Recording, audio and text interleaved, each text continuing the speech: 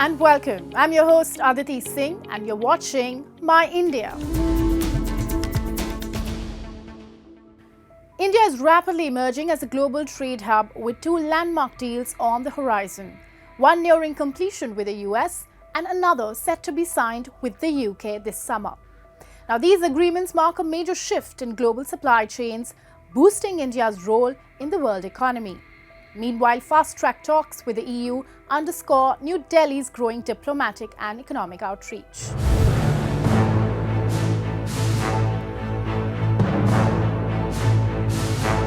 India and the United States are on the brink of sealing a landmark trade pact poised to redefine economic engagement between the world's two largest democracies.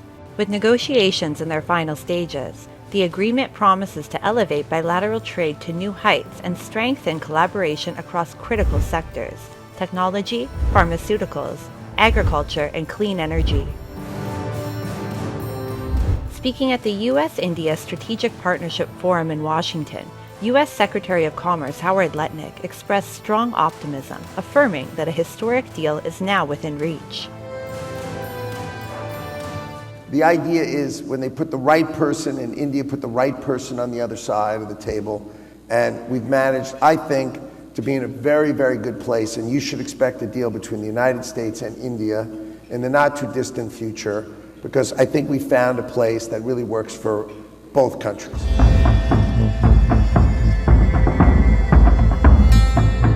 Industry leaders view the potential deal as a long overdue breakthrough, poised to unlock fresh opportunities for cross-border investment, technology transfer, and job creation. Many believe a successful agreement could set a benchmark for future trade partnerships across the Indo-Pacific, ushering in a new chapter in economic ties between the two democracies. I think he was very positive about the India-US equation, the future of the two countries together. He talked about how Prime Minister Modi and President Trump are great friends, and that really helps in doing things together between the two nations. He also said that the trade deal should be announced soon. I thought that he sounded really positive about the Indo-US future together. As anticipation builds, all eyes are on the final stages of negotiations. A successful trade deal would not only cement India and the United States as key economic partners, but also send a strong signal of their shared commitment to open markets, innovation, and sustainable growth. India isn't just engaging with the United States. It's actively forging free trade agreements across the globe to expand its trade and investment footprint. With fresh momentum focused on Western partners like the UK and the European Union, India is reshaping its global economic strategy.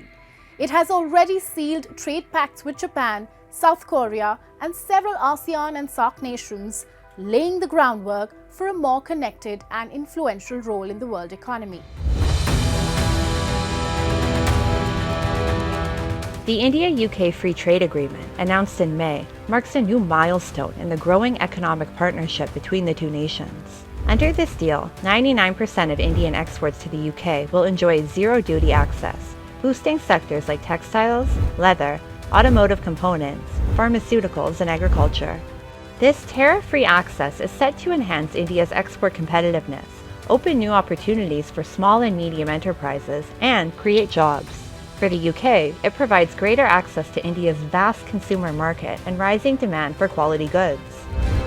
British Prime Minister Keir Starmer is expected to visit India this summer to formally sign the agreement. Meanwhile, India is fast-tracking talks with the European Union, holding 3 high-level meetings in just over a month to advance negotiations. As part of this effort, India's Commerce Minister Piyush Goyal recently met with top Italian CEOs to explore collaboration in India's innovation-driven economy for sustainable growth. आज Italy के कई मध्यम और बड़ी कंपनियों के साथ चर्चा हुई और मुझे विश्वास है कि आज भारत की जो बढ़ती हुई अर्थव्यवस्था में इटली के उद्योग को दिखता है, अवसर दिखते हैं, इटली के लोगों को वहाँ पे युवा युवतियों में हुनर दिखता है, कौशल दिखता है, साथ ही साथ बड़ी मार्केट भी है।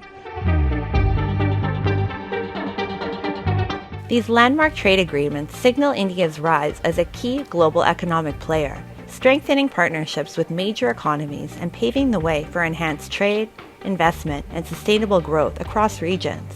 India's strategic outreach promises a prosperous future on the world stage.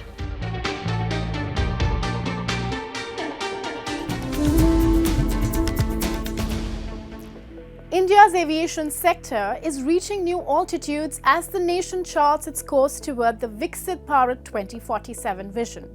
With a surge in airport expansion, cutting-edge technology and stronger regional links, flying has never been more accessible. Fueled by booming passenger numbers and dynamic private sector involvement, India is fast approaching its destination, becoming the world's third largest aviation market by 2030. India's aviation sector is fast becoming a powerful engine of economic growth, lifting connectivity and opportunity to new heights.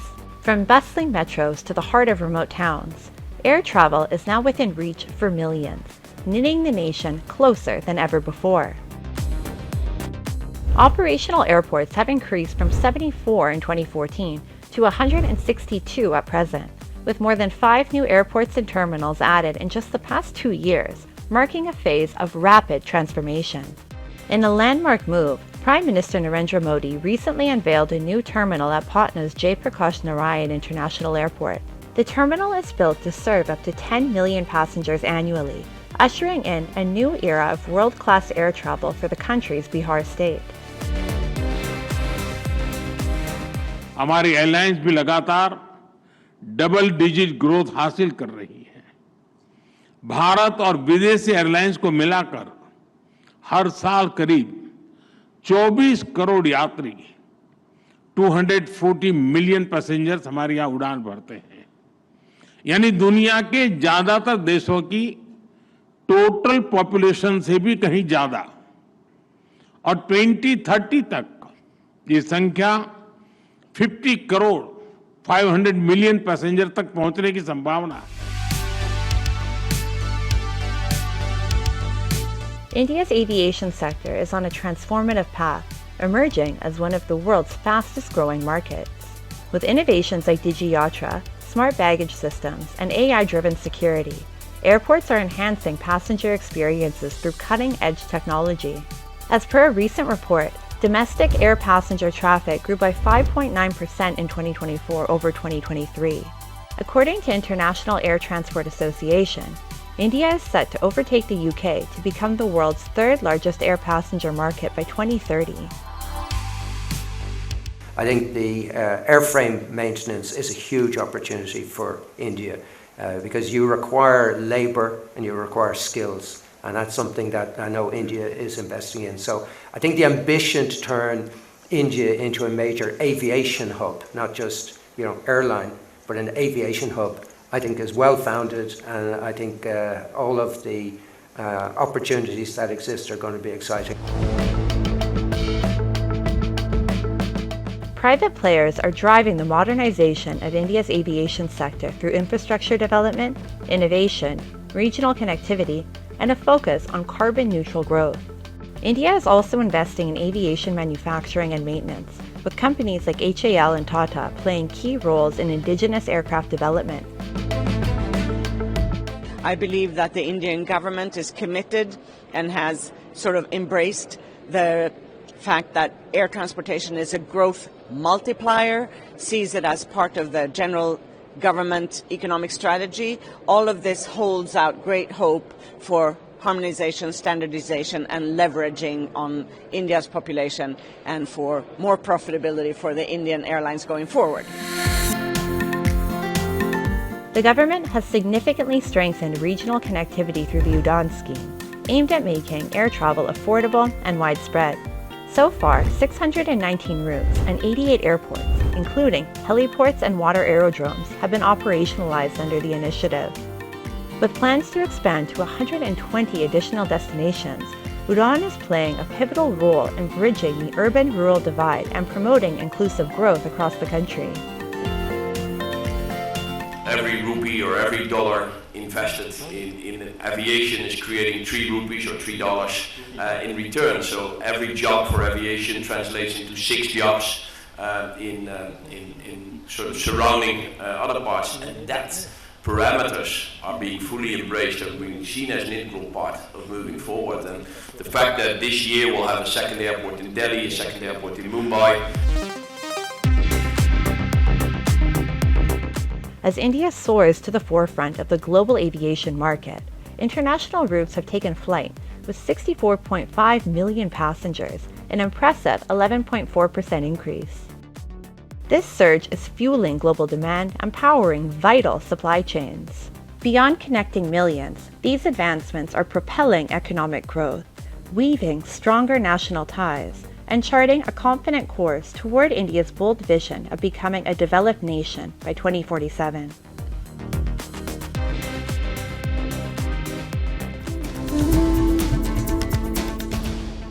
In the heart of India's Chennai city stands a timeless symbol of faith and unity, the Dargah of Hazrat Saeed Musa Shah Qadri Baghdadi. For over 450 years, this spiritual haven has drawn people of all faiths, proving that harmony transcends religion. As the Dargah unites interfaith, the Islamic structure continues to inspire brotherhood, peace, and shared devotion in today's divided world.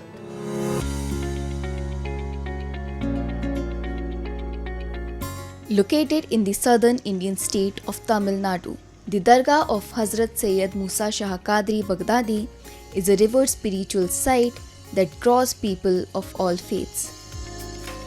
This 17th century Sufi shrine is not merely a religious monument, it is a living symbol of communal harmony, a space where walls of all faiths dissolve and humanity unites in shared reverence.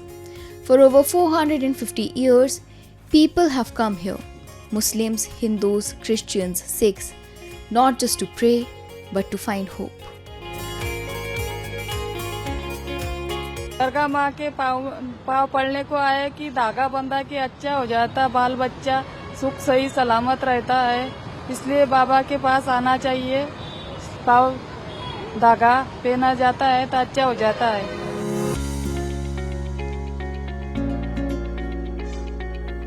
Known in his time for healing the sick, comforting the broken, and guiding the lost, Hazrat Sayyid Musa Shah Qadri's spiritual presence is said to still reside in the shrine built over his resting place. Believers say, whoever comes to the shrine do not leave empty-handed, and that the shrine bestows his blessings equally to everyone. The saints, they give you unconditional love. They don't see whether you are a Hindu, you are a Muslim, you are a Christian. They do not know. They do not know something called Hinduism. They do not know something called Islam. They do not know something called Christianity. All that they know is creation of the Creator. Creation of the Creator. So their job is to only serve the creation. So they don't see like whoever you are. The moment they say you knock the door, you don't go out empty-handed. The Mount Road Dargah is not just a historic shrine, it is a living monument of India's pluralism. It continues to whisper the message of Sufi saints that God resides in love and love resides in every heart. Now, let's delve into World in Focus, featuring the latest global developments and events shaping our world.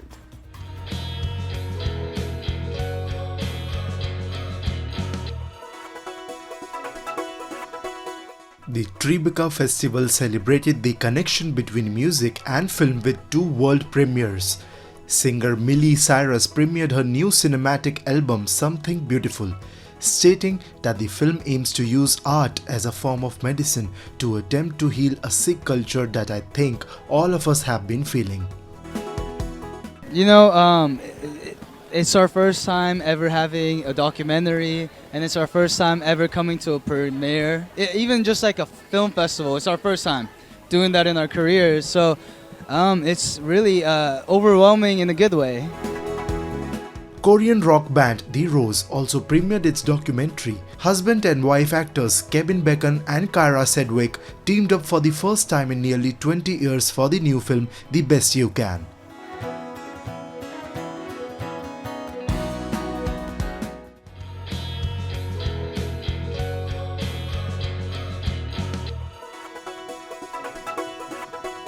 The annual Ojuda Oba Festival in Nigeria's southwest Ogun State was a vibrant celebration featuring dances, drummers, horse rides, and attendees dressed in colorful attire representing various families and age grades. I am so excited to be live at the Ojuda Oba Festival. It's a pop of colors, so much tradition, so much culture in here, and it's so exciting to be here. Ojuda Oba, meaning the King's Court, originated in the 19th century when Muslim faithfuls gathered to honor the royal majesty, the Awujale of Ijebu land. This glamorous festival highlights the rich cultural heritage of the Ijebu people and their dedication to preserving and celebrating their traditions. Held on the third day after Eid al-Kabir, Ojuda Oba Festival is one-day celebration of culture, fashion, glamour, beauty, food, and royalty, attracting thousands of attendees. The festival serves as a vibrant homage to the traditions of the Ijebu people, fostering unity and economic growth while preserving their cultural legacy for future generations.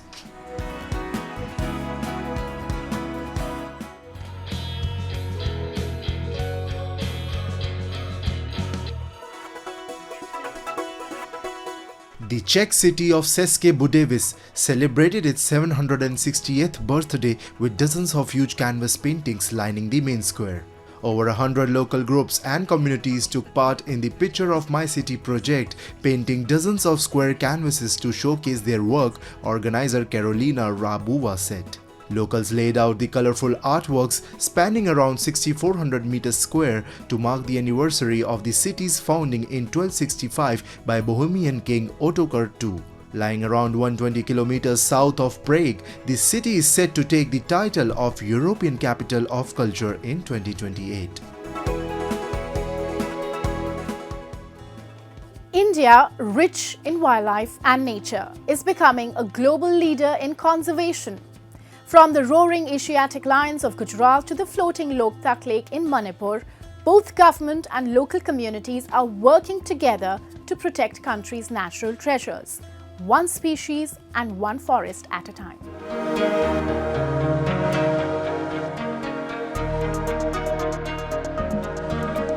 Gir Wildlife Sanctuary in Gujarat stands as a roaring conservation success. India's proud sanctuary to the world's only wild Asiatic lions, where dedication turns wilderness into legacy.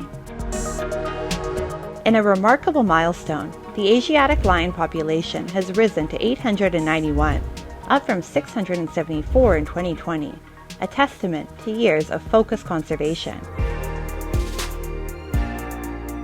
These majestic big cats, found exclusively in Gir and its surrounding landscapes, make Gujarat the sole guardian of this iconic species. The latest census was a monumental undertaking, with over 3,000 forest officials and volunteers covering nearly 13,500 square miles across 11 districts. Using advanced tools like camera traps, radio collars, and GPS tracking, the team mapped the lion's expanding domain, securing their future one stride at a time. ગીરના સિંહો એશિયાની અલભ્ય વન્ય પ્રાણી સૃષ્ટિ અને જૈવિક સંસ્કૃતિ છે. ભૌગોલિક પરિસ્થિતિ અને આબોહવાની દ્રષ્ટિએ જ નહીં, પરંતુ વન્ય પ્રાણી સંરક્ષણના રાજ્ય સરકારના કાળજીભર્યા સાતત્યપૂર્ણ અભિગમને કારણે જ ગીરના સિંહોનું સંખ્યાબળ ઉત્તરોત્તર વધતું રહ્યું છે. એ તાજેતરની સિંહ વસ્તી ગણતરીથી પરથી ફલિત થાય છે.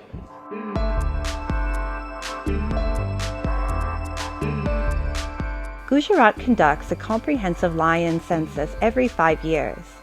This detailed operation reflects not only the success of Project Lion, but also the dedication of field teams who collect real-time data on each lion's age, sex, movement patterns, and unique features.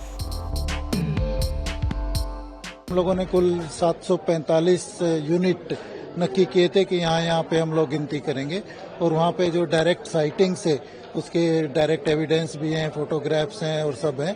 तो वो पूरी जो गिनती की team थी, उस गिनती की टीम में एक गिनतीकार होता है जो जनरली फॉरेस्ट का स्टाफ होता है, उसके साथ में कोई वॉलंटियर होता है, उसके साथ में कोई गांव का सरपंच या आगेवान होता है। इस तरह से वो एक बड़ी टीम होती है 5 या 6 लोगों की, वो इकट्ठे मिलके पूरा एक यूनिट को संभालते हैं और जो डायरेक्ट साइटिंग से उसकी गिनती करते हैं।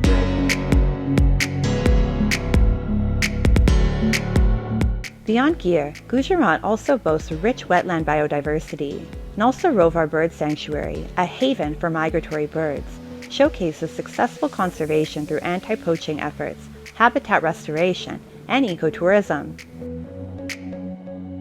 हमारे गुजरात में सरकार बहुत गंभीर है इस विषय में कि गुजरात में सबसे ज़्यादा आप देखें तो वेटलैंड है, गुजरात में नेशनल पार्क है, एशियाटिक लायन है। गुजरात सरकार जापान की जो जायका है, जापान इंटरनेशनल कोऑपरेशन एजेंसी, उसके साथ मिला के गुजरात की इकोलॉजी, तो इकोलॉजी के हिसाब से गुजरात की इकोलॉजी और बेहतर बन सके और उसमें इकोनॉमी का भी फायदा हो, उस तरफ से देख रहे हैं।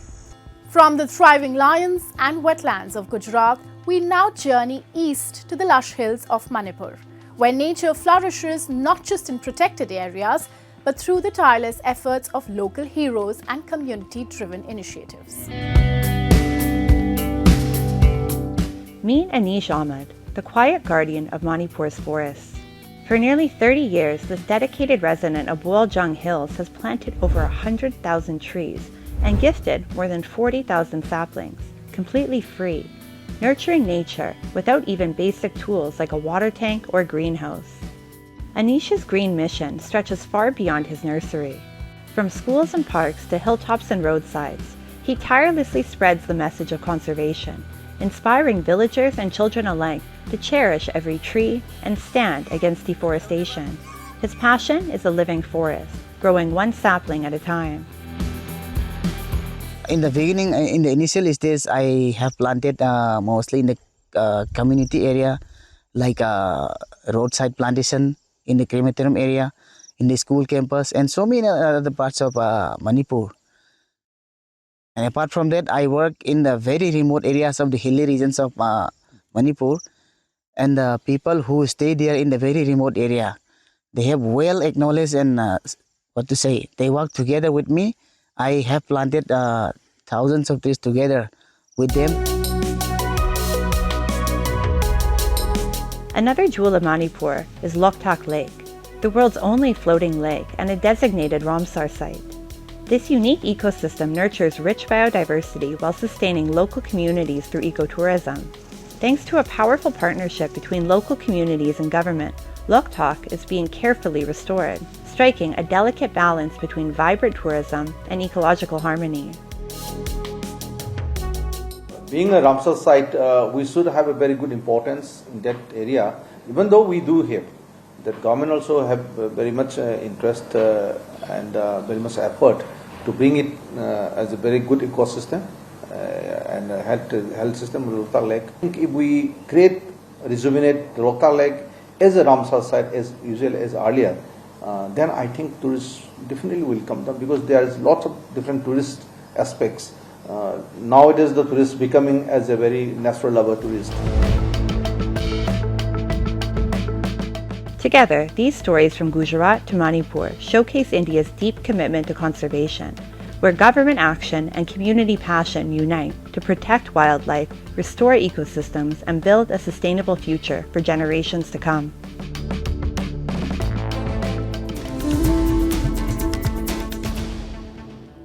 From national missions like Swachh Bharat Abhiyan to grassroots innovations, India is embracing conscious living and responsible consumption. Citizens are reimagining waste, while local brands transform discarded materials into eco-friendly, functional products. Initiatives like upcycling bottles into decor and daily use items show how sustainability and creativity go hand in hand. Together, these efforts are reducing waste and shaping a cleaner, greener India, setting an inspiring example for the world.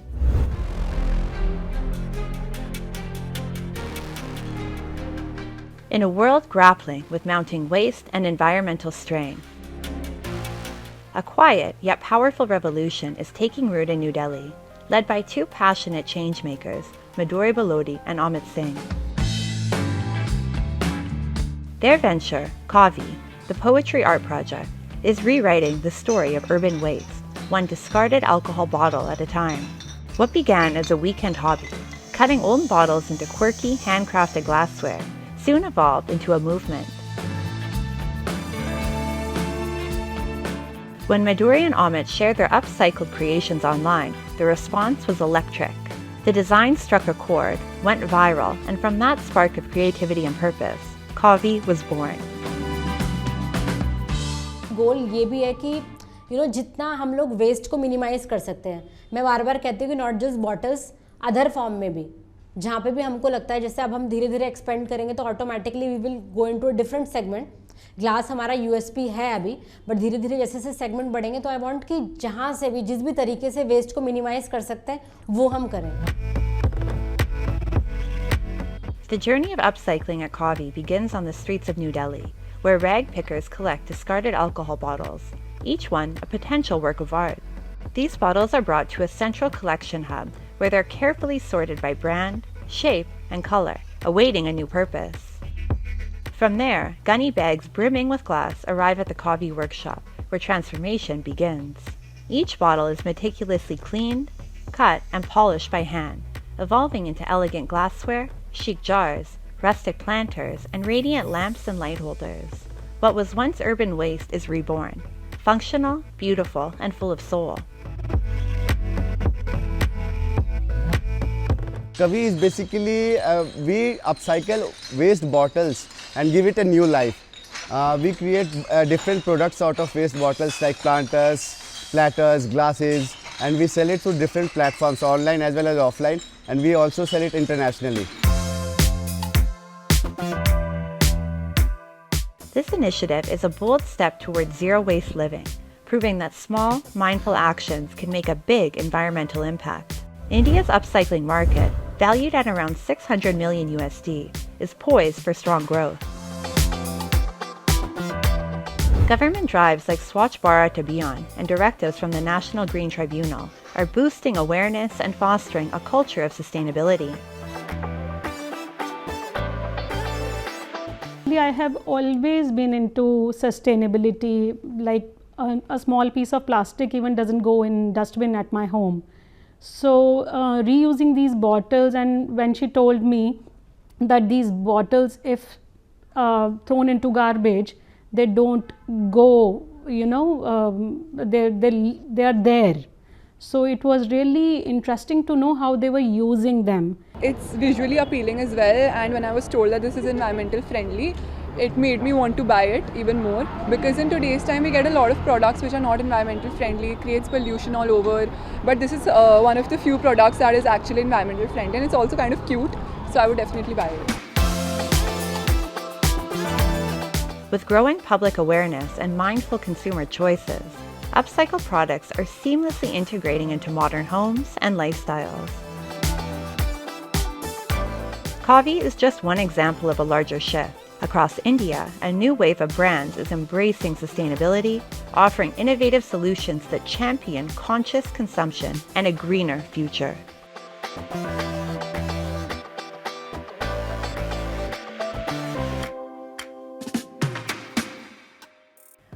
Truly, from homes to high streets, India's green shift is gaining momentum, proving that when purpose meets innovation, sustainability becomes a way of life. And with that, it's a wrap on today's episode of My India. We will see you next week at the same time. Till then, goodbye and take care.